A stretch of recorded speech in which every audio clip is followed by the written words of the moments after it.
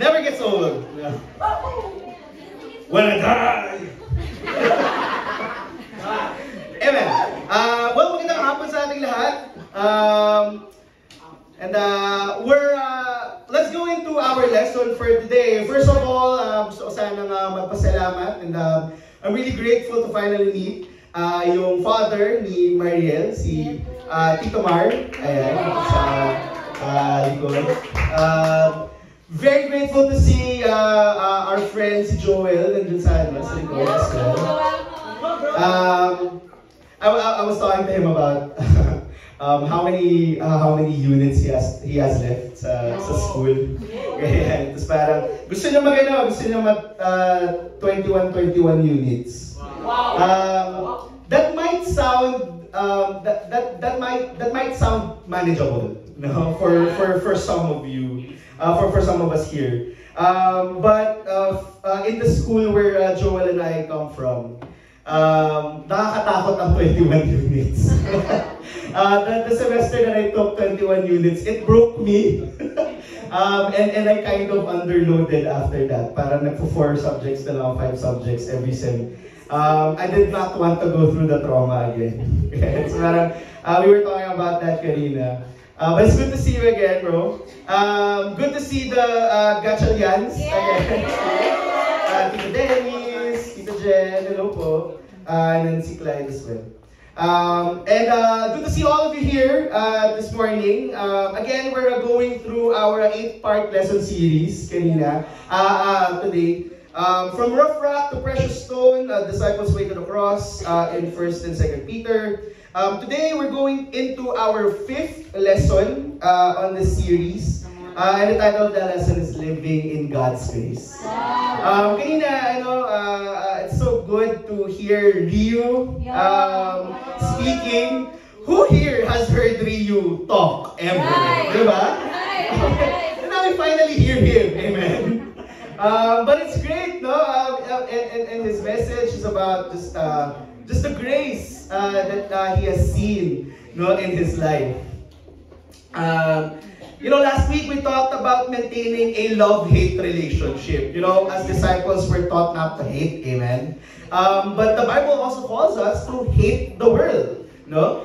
In a love-hate relationship, as followers of Jesus Christ, we have to hate the world, and yet we have to love our brothers and sisters. Wow. You see, suffering is the consequence both for choosing to love God and His family, as well as if we choose to love the world.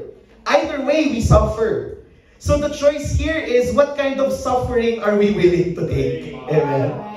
Because we suffer for loving the world, but we also suffer for loving God. But you see, suffering that results from truly loving God and His people is the only kind of suffering that is beneficial for us spiritually. Wow. This is the only kind of suffering that purifies us and makes us ready for heaven.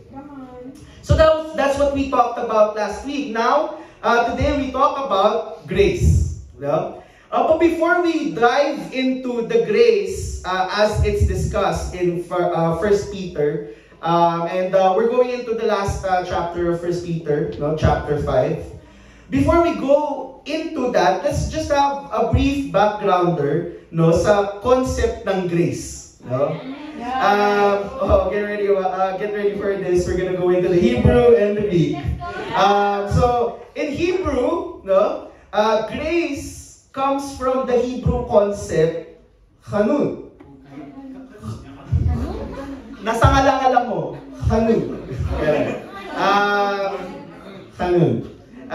Which is gracious. It comes from the root concept chen. Again, it's nasangala mo, chen, which is grace or favor. So chanun is gracious. It comes from chen, which is grace or favor.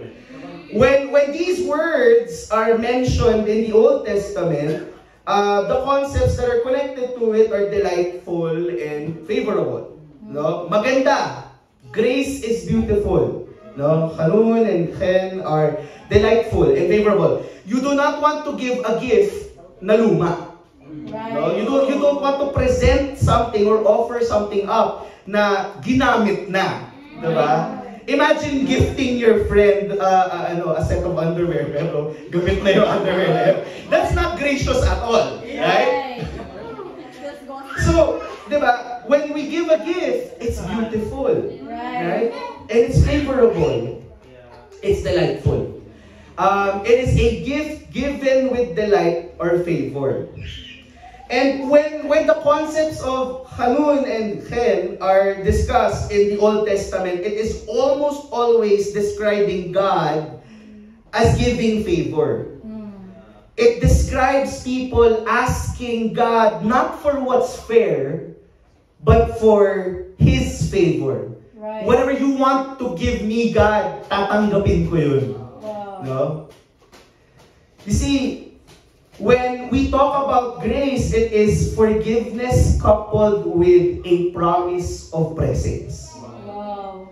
You kind of have to think about that. When people forgive, no, in the world, it is almost always forgive and forget.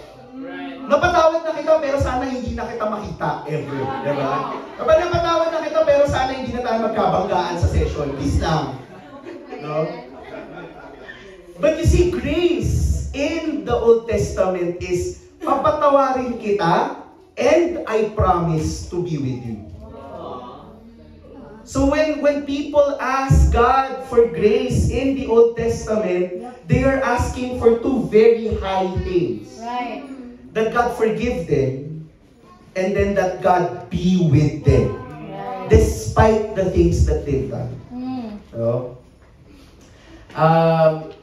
and this is the foundation of grace that is discussed in the New Testament. Right. No, and in the New Testament, which primarily uses Koine Greek, no, the concept of grace is rendered in Greek as charis. Wala nang alangala. Nandito na lang sa nandito na lang sa front ng bibig natin. Charis. Ayan. Charis is a gracious gift. No? It's a gracious gift. Gracious gift. No? Again, we are reminded of that ancient Hebrew concept of beauty. That your gift needs to be beautiful.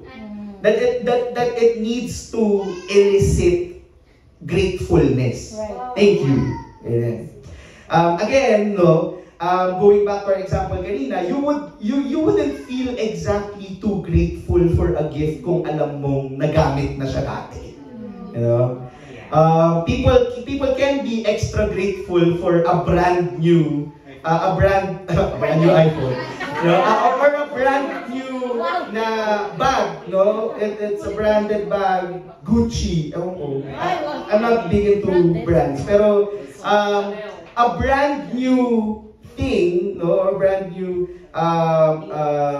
piece of clothing or a bag, no, can make people more grateful than if pinamili mo lang siya ng ukay-ukay dyan sa Blackboard, diba? Maaaring legit, amen? But someone has already worn those jogging pants. So you wouldn't be fired up to receive something like that compared to receiving brand new jogging pants. It's having a gracious gift, no? And you see, grace isn't earned, it's just received. No? Nakadepende siya entirely on the goodness of the giver. Right? Grace isn't earned, it's only received. Right? And the only thing required of us is to receive grace. We do not do anything to deserve grace. And when people own up to their sin and their failures and ask God for grace, this unmitigated favor, this brand new set of underwear, right? God is consistent in His generous response. When we ask God out of our brokenness, we recognize, God, I need you, I'm sinful, I'm entirely hopeless, I need your grace. God is consistent in His generous response. He gives of Himself, He gives of His life. and He gives of His love. This is grace. No? I think kanina when Ryu was talking about it, and I asked Ryu, well, what do you want to talk about? What is the cross to you? And when he mentioned grace, I was surprised. Kasi I planned on preaching on grace, and he also wanted to talk about grace. And you know, sana ikaw na lang. No? Ikaw na lang mag-preach dito, okay lang? You've already preached half of what I wanted to say. You know, in this last section of Peter's first apostolic letter, he reminds all of us that grace must have power in our lives. So yes, we are talking about grace today, but we will be talking about how we should live out the grace. Paano natin i-apply yung grace sa buhay natin, no? Again, the title of our lesson is Living in God's Grace, and we will be in 1 Peter chapter 5. Point number 1. Grace produces spiritual leadership. In 1 Peter chapter 5, in verse 1 to 4, the Bible reads, "To the elders among you, I appeal as a fellow elder and a witness of Christ's sufferings, who also will share in the glory to be revealed. Be shepherds of God's flock that is under your care, watching over them, not because you must, but because you are willing, as God wants you to be, not pursuing dishonest gain, but eager to serve, not lording it over those entrusted to you, but being examples to the flock. And when the chief shepherd appears, you will receive the crown of glory that will never fade away." See, Peter was an elder. He described himself as an elder, in addition to being an apostle and a preacher. Itong konsepto na to of being an elder, no, has different aspects to it, no. And let's go through those different aspects. I want us to talk about 3. No? When someone identifies themselves as an elder, the first layer of that is they literally are old. Ayan. They're elder because they are presbyteros, no? In the Greek, which simply means someone who is old, right? As we know, no, si Peter, no, he died in old age, like he was 60 to 65. So he was a little advanced in the age. But again, being old isn't enough. There are other aspects to being an elder. There is being a shepherd. No? The Greek word for it is poimen. No? The plural would be poimenos, translated as pastors in other areas of the New Testament, in Ephesians chapter 4 in particular. Now, the word poimen itself was used in the Mediterranean world of that time, in the first century, to denote a keeper of sheep who had 2 basic functions. So, a shepherd or a poimen is to lead sheep in the right direction. Huwag sa bangin. Dapat pumunta ka sa paskulan. Huwag sa dagat. Pumunta ka sa ilog. No? Leading sheep in the right direction. So that's the first objective of any poimen or shepherd, to lead the sheep in the right direction. The second function of a poimen is to keep them from straying or getting lost. Because sheep, no, and I'm allowed to use this term because the Bible also uses this term. Sheep are stupid. They have limited mental capacity. Amen. And so they needed to be constantly guided. No? That's why a good shepherd is trained to have a loud call. So that isang call pa lang, naririnig na siya ng mga shepherd and they follow his voice. Yep. Right? He doesn't have to run around and having to direct the sheep like a sheepdog. Because that's what sheepdogs do. They run around the flock and they bark at the sheep para mapapunta sila at a certain direction. But the shepherd just needs to call out and the sheep would follow their voice. You know, spiritually, if we apply this concept of a poimen, who leads sheep in the right direction and then keeps them from straying or getting lost, the spiritual shepherd would have to do those two things as well for the entire church, right? And then finally, no, aside from being an elder and a shepherd, someone who is advanced in years in the church and who is mature must be an overseer. No? And the Greek concept for overseer is the word episkopos, translated as bishop in older Bible versions in other areas of the New Testament. See, the verb for this concept, episkopos, the verb form of the same word is in Matthew chapter 25 in verse 36. I was sick and you look after me. As well as in James chapter 1 in verse 27, to look after orphans and widows in their distress. And so we understand that episkopos is not just to watch over, but to watch over because you know how to take care. Alam mo kung paano mag-alaga, kaya ka pinagbabantay. Hindi ka pinagbabantay lang kasi ikaw yung nandyan, no? Kundi pinagbabantay ka kasi alam mo kung ano yung gagawin. Right. That's episkopos. To be an overseer involves an examination of and providing for a person's needs. And see, the takeaway for us here, and I hope we're hearing it, no? The takeaway is that for those who are married in the kingdom, amen, or are advanced in years here in the church, all of us must desire to allow the grace of God to transform us into elders in this regard. We must be transformed into presbyteros, into poimen, as well as episkopos. You see, we must desire to allow the grace of God to transform us into elders in that biblical sense. And so, especially for the married disciples, no, as well as those of us who are more mature in age, I invite you to be our tagapagtanggol. Right. And to be tagapagtanggol is to be elders, to be shepherds, and to be overseers of God's flock. In Acts chapter 20 and verse 28, it says, "Keep watch over yourselves and the flock of which the Holy Spirit has made you overseers. Be shepherds of the church of God, which He bought with His own blood." This is as formal an invitation as I could make it.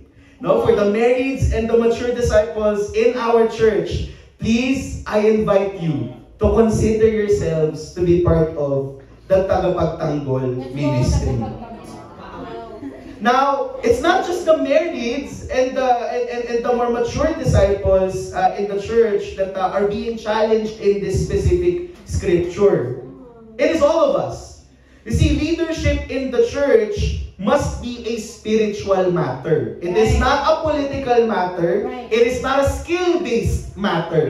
It is a spiritual matter. In these verses, Peter gives some information about what leadership in God's family should be and what it should not be. See, if you notice the last part of what we read from 1 Peter chapter 5, diba? Ang sabi dyan, spiritual leaders lead and take care of people not because they must, but because they are willing, as God wants them to be. No? Spiritual leaders do not pursue dishonest gain, but are eager to serve. They do not glorify themselves. They do not seek to elevate their stature. When someone aspires to be a spiritual leader, they must be servants. No? And spiritual leaders must not lord it over those who are entrusted to them, but they must become examples to the flock. Right. And now, this is speaking to those who are put in authority over the church. But we must remind ourselves, disciples are leaders. Yeah. You know, we are all called to this standard of leadership. Right. All disciples must be spiritual leaders. we are leaders of ourselves, and we are leaders of those around us. No? We must lead them and ourselves closer to God. And so if we understand the challenge of leadership in 1 Peter chapter 5, we must see that with maturity, with physical maturity, comes an expectation to shepherd the church. Right. To be protectors of the flock, to be tagapagtanggol.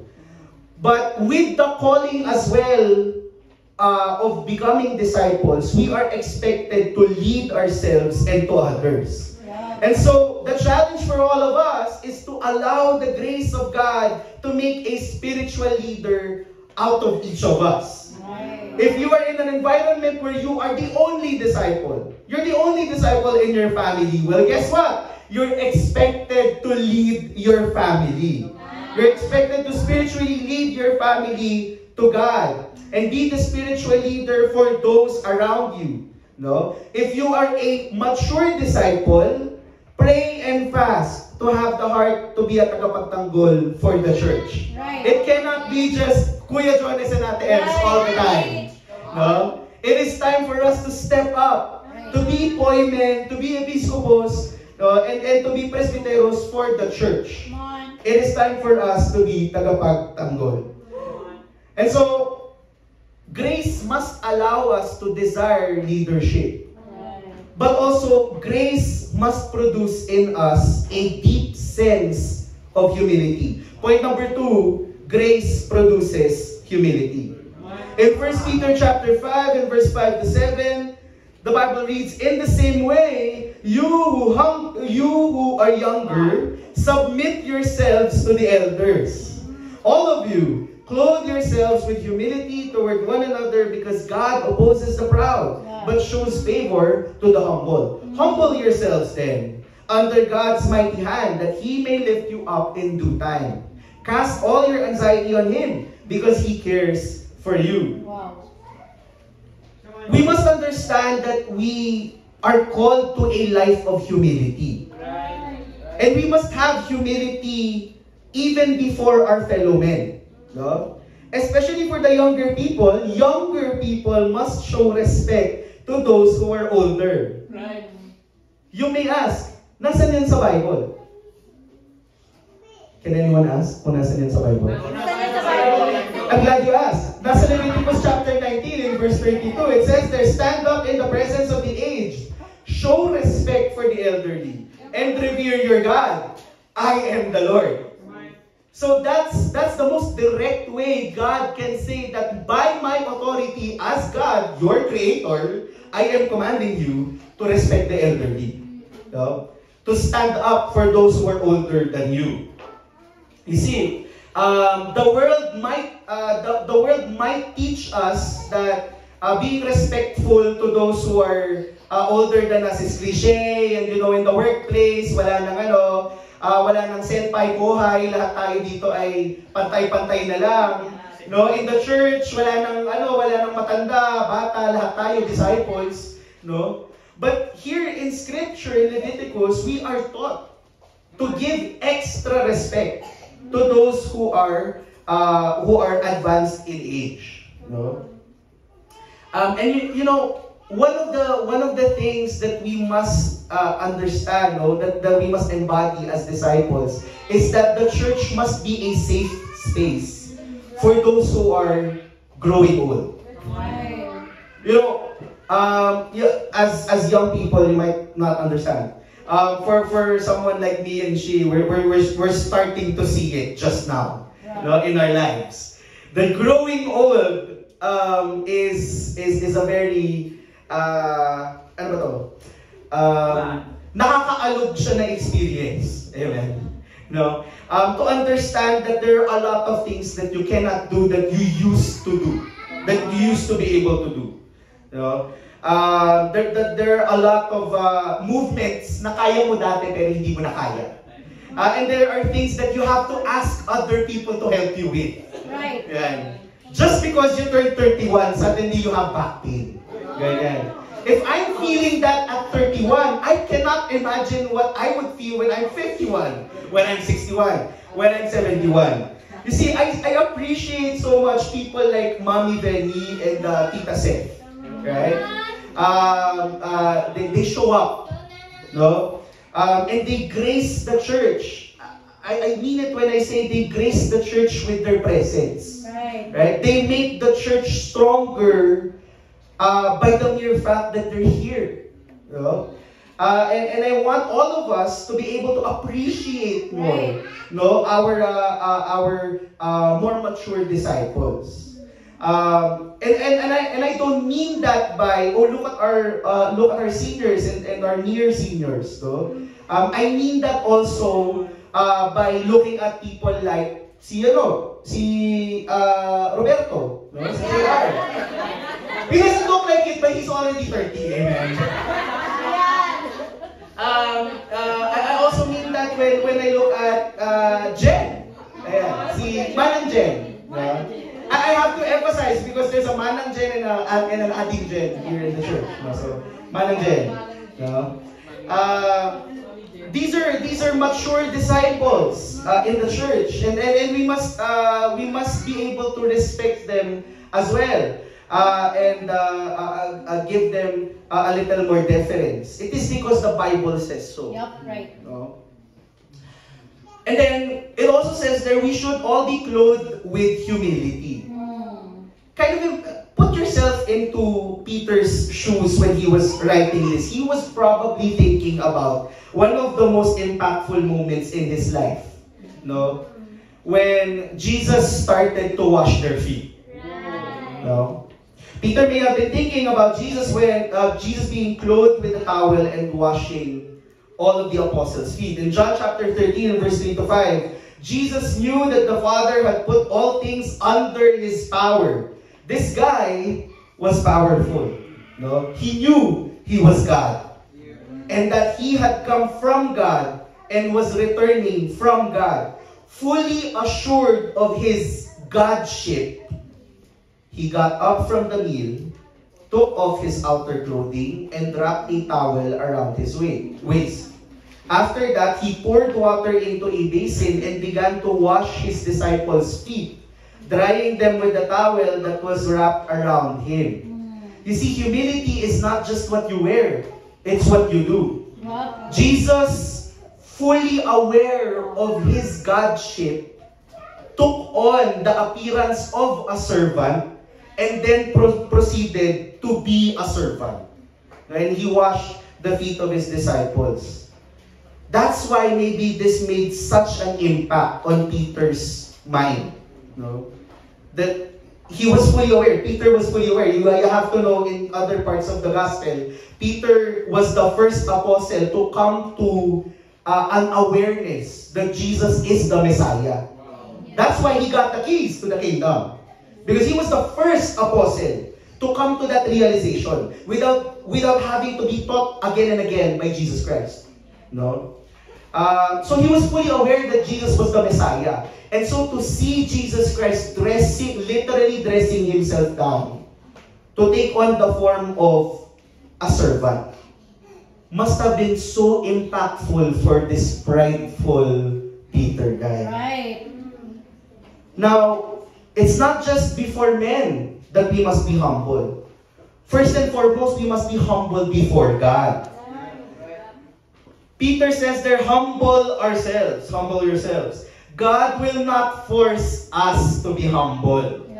We have to make a decision to be humble. And you know, brothers and sisters, I ask you for your own good. You do not really want him to even strongly urge you to be humble. You do not want God to put you in a position to be humble. Mahirap yun. I cannot even begin to describe to you what your life would be if God made a decision to humble you. So don't wait for that. No? And we must make a decision to humble ourselves. You see, when we humble ourselves, He will lift us up in due time. This is what God does. This right time is when we no longer care if we're honored or not. When we do not care if God is answering our prayers or not. When we do not care if other people are still loving us or not. Wow. That's when He will lift us up. Right. You see, when we lose all entitlement, that's when we are truly humble. Wow. To lose our entitlement even to God's love and favor for us. If we rid ourselves of that expectation, mahal ko na ako ni God eh. Diba? What if you take that out of your system? What if you lose even that entitlement? Na you are so humble that even the thought of God loving you is out of your system. Imagine what kind of humility you will have, the kind of prayers you will be praying. No? When we understand that we cannot be entitled to anything. Then when God does honor you, you will give Him all the glory. You realize that, ay, mahal naman pala ako ni God. Thank you, God. Ang bait-bait mo. Diba? When we lose all entitlement, then we are truly grateful. We have emptied ourselves out so that we are ready to give thanks to God. Notice how closely connected humility and trust in God are in that last section of scripture that we read. We cannot surrender our burdens to Him unless we are first humble ourselves. You see, magkakonekta yun. Humble ourselves, therefore, under God's mighty hand, so that He may lift you up in due time. Humble yourselves, therefore, under God's mighty hand, so that you can cast all anxiety on Him. Right. Humble yourselves, therefore, under God's mighty hand, because He cares for you. Right. All of these concepts are tightly connected. We cannot expect God to hear our prayers if we are not humble. Right. In fact, we cannot come to the point of prayer if we are not humble. No? So I pray, brothers and sisters, that this is the morning that we decide to humble ourselves, therefore, under God's mighty hand. You see, prayer is a simple but powerful way to humble ourselves before God. Casting on Him all of our anxieties and the many different things that make us weak gives us a more sober view of what we can and cannot do. Right. And how much we need God. When we pray a lot, we bring ourselves to the point of humility a lot. No? And when our prayers are about not what we need, no? Not what we lack, but instead, how great God is and what God has given us already, then we understand more how much really we need God in our lives. Right. And so we're called not just to be humble before men, but to be humble before God. The challenge for all of us is to go on a prayer walk every day. Every day this week, go on a prayer walk. Let's humble ourselves before God in prayer, and let's do it together. You know, this week we started a little thing, no? For some of you, you might know the fitness app Strava. Alam mo yung ata yung Strava, no? For some of the more tech savvy here, a lot of people are on Strava. Ganyan. Naghahanap lang sila ng mga friends. Ganyan. Kasi minsan parang a lot of people want to jog alone. Pero when people start their fitness journey alone, mabilis nawawalan ng motivation. That's why people are looking for other persons out there who are maybe in the same fitness journey. Nagsisimula pa lang ako pero I really want to train for a half marathon. Ayan. And if I'm alone, baka hindi ako maging consistent. No? So that's why apps like Strava were invented. You know, here in the Baguio Church, we started a little Strava club. Ang pangalan ng Strava club na yun ay CrossFit Baguio.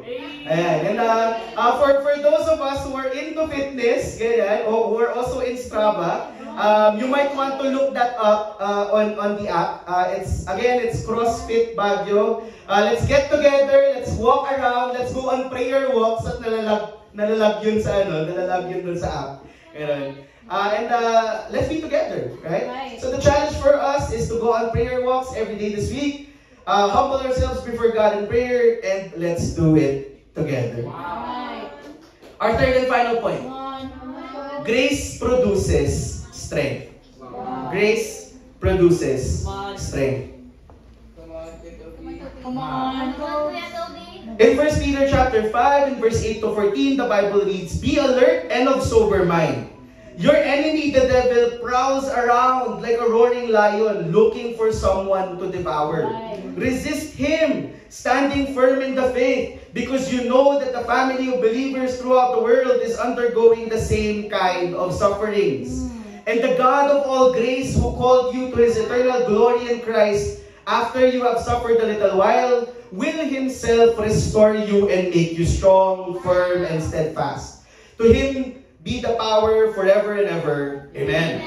With the help of Silas, whom I regard as a faithful brother, I have written to you briefly, encouraging you and testifying that this is the true grace of God. Stand fast in it. She who is in Babylon, chosen together with you, sends you her greetings, and so does my son Mark. Greet one another with a kiss of love. Peace to all of you who are in Christ. Peter closes out his first apostolic letter with a reminder that grace must produce strength in us. But what does that strength result in?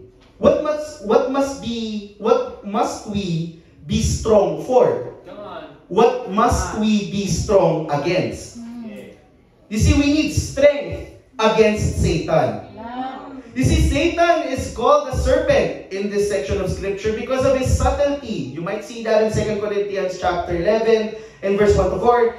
And he's also described as a lion that devours people because of his strength and his viciousness. By his own admission, Satan goes everywhere looking for those whom he can destroy. And he's a lion who looks for those who are susceptible. In Job chapter 1 and verse 6 to 7, it says, "One day the angels came to present themselves before the Lord, and Satan also came with them. The Lord said to Satan, Where have you come from?"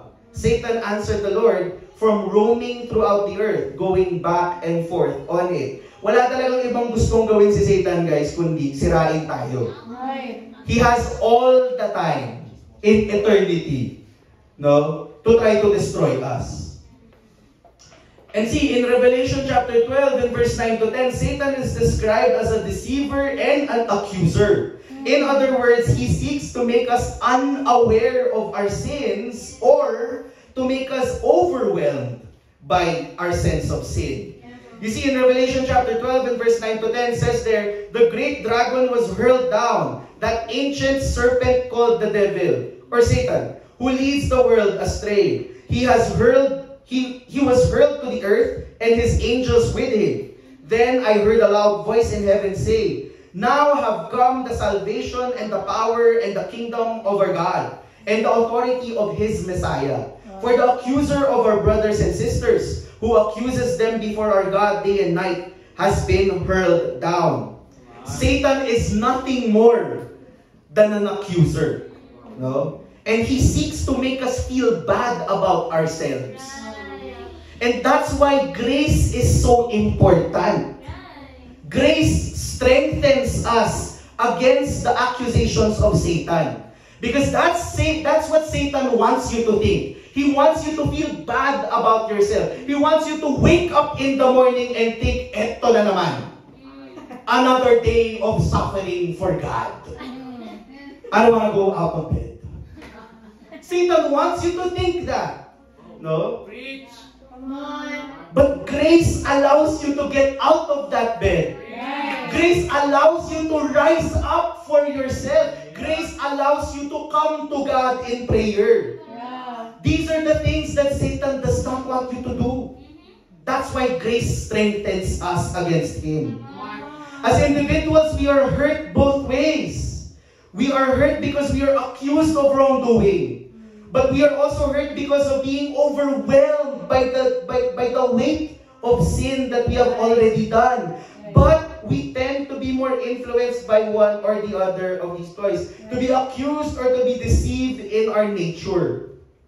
Knowing that brothers face the same trials, knowing that there is an entire church out there of disciples who are confronting the same questions you are, no? That provides strength for us. It provides strength in numbers. I think we have to be reminded again that there are 13,000 other disciples out there. Right. Who are confronting the same issues as us. Who are struggling to get out of bed the same way as we do. Diba? Amen. But they are fighting. Right. And so we must fight too. Right. They are living in grace. Yeah. Therefore, we must also live in grace. And this is also our invitation for all of you, our dear friends and our family who are visiting us, maybe for the first time, maybe for the second time, maybe for multiple times now. This is also the invitation for you. We invite you to come live in grace. To come live in the strength that grace gives all of us. Wow. God will strengthen us through grace. You see, when we are suffering, He has not lost sight of His eternal plan for all of us. And neither should we. In Titus chapter 2, in verse 11 to 14, it says, "Therefore the grace of God has appeared that offers salvation to all people." Grace teaches us to say no to ungodliness and worldly passions, and to live self-controlled, upright, and godly lives in this present age, while we wait for the blessed hope, the appearing of the glory of our great God and Savior Jesus Christ, who gave Himself for us, to redeem us of all wickedness, and to purify for Himself a people that are His very own, eager to do what is good. You see, that's the plan of God, to rid all of us of this guilt that stops us from being godly, and to empower us with grace, which teaches us to say no to unrighteousness. But our little while of suffering, this short life that we have here on earth, that is full of challenges, no? Which lies in contrast to eternal glory. No? 2 Corinthians chapter 4, verse 17 talks about that. Our lives here on earth is just short. No? It's just a blip compared to eternity.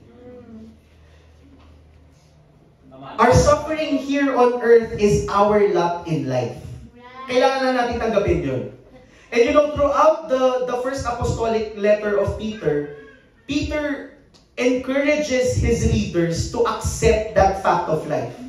We have been invited into a life of challenge. No, that's simply how it is. So we must lean on God's strength and endure it. Why are we being given a life full of challenge? And why are we being taught that that life full of challenge is beautiful? It is because that is a life that forces us to lean on God's strength. It's a kind of life that forces us to endure so that we are refined. In 1 Corinthians chapter 10 and verse 13, it says, "No temptation has overtaken you except what is common to mankind." Ibig sabihin, walang unique, no? Lahat ng struggle natin, no, naranasan na yan ng isa pang tao somewhere else.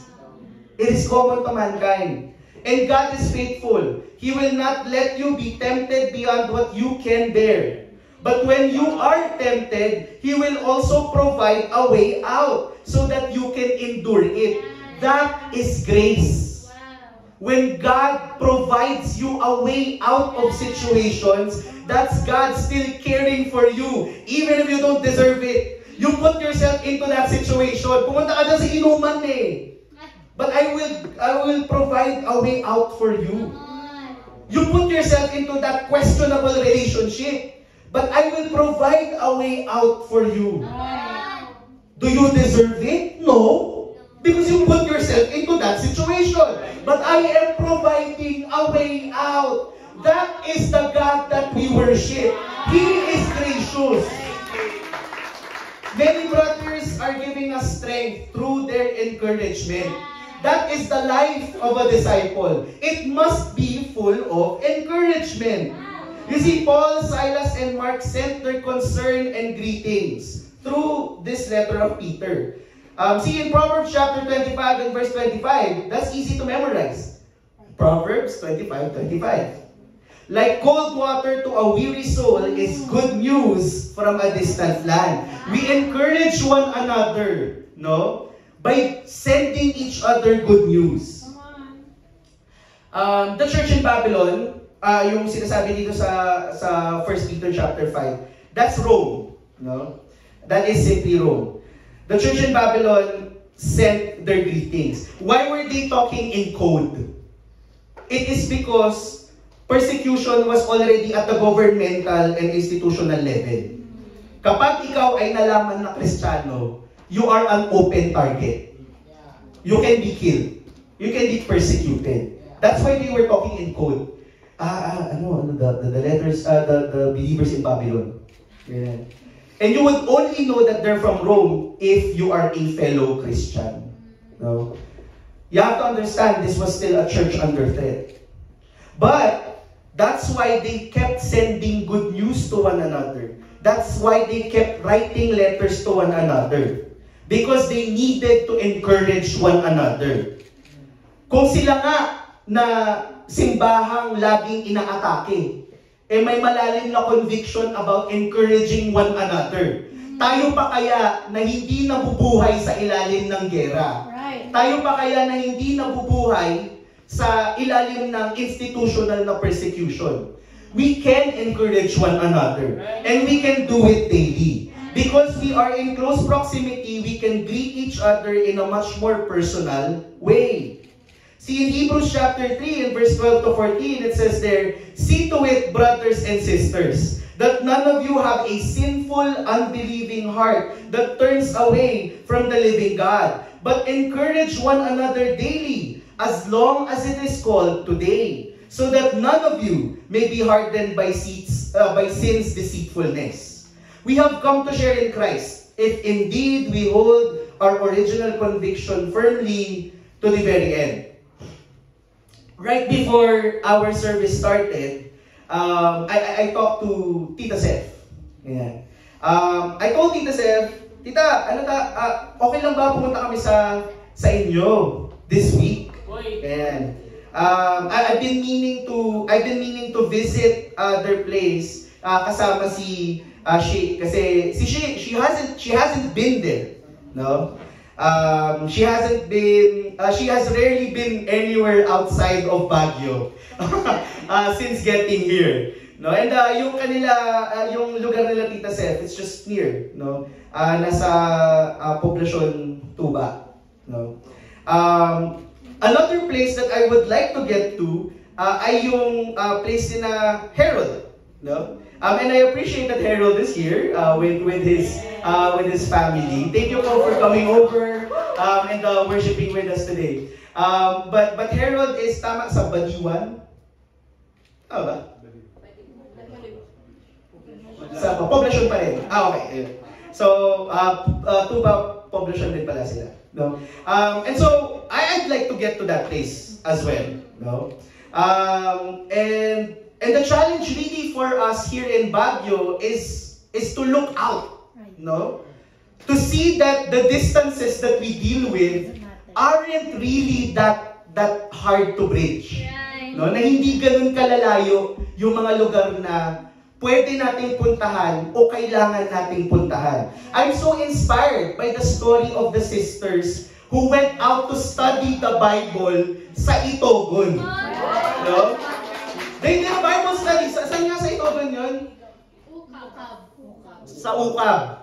Okay. I don't even know where that is. But I'm imagining it's far away. Kasi to get back to Baguio, galing dun sa Bible study na yun, they had to hitch a ride. Kailangan nilang sumakay sa pickup truck papunta dun sa sakayan ng jeep. And only then can they commute back to Baguio. No? So mukhang medyo malayo tong lugar na ito sa Upa. No? But see, these distances, when we get used to bridging these distances, they cease to matter. You know? That's why the first century church kept writing to one another. They didn't want the distance to matter as much. They wanted to close those distances. They wanted to encourage one another as best as they can. Kung kaya nating pumunta sa mga lugar ng isa't isa within an hour's commute, no, we can be able to do that, to encourage one another daily, so that we are not deceived by sin. And so the challenge for all of us is to find ways to encourage disciples every day of the week. This week, set up a special spend time with the disciple. Get to know where they live and meet their family. Kami na siya, na-secure na namin yung visit namin kanila Tita Seth. No? And so I invite you to do the same with all of the other disciples. Get to know where they live and meet their family. Let's make sure that there are no strangers in this spiritual family. In conclusion, to live in God's grace is beautiful. Right. Grace is beautiful, and to live under God's grace is a beautiful life. Right. This is the reason why a Christian life is worth all the personal sacrifice that is demanded of us. Because maganda ang buhay ng isang Kristiyano. Pero ano ba ang nagpapaganda sa buhay ng isang Kristiyano? It is grace. Grace produces spiritual leadership. It empowers us to do more. Number two, grace produces humility. It puts us in our place, no? And makes us reverent towards God and towards each other. Finally, grace produces strength. It allows us to resist Satan and his schemes and helps us to hold each other up under the pressure. You see, God has granted us the gracious gift of living in anticipation of heaven. You know, we're all going to heaven, guys. But only if we accept the grace from God. If we only accept that this gracious life that God is granting us, that God is showing us, is worth it. And it's beautiful. And it can be ours as well. Let's go out there and make the most of this beautiful life that God is giving us. That's the lesson for today.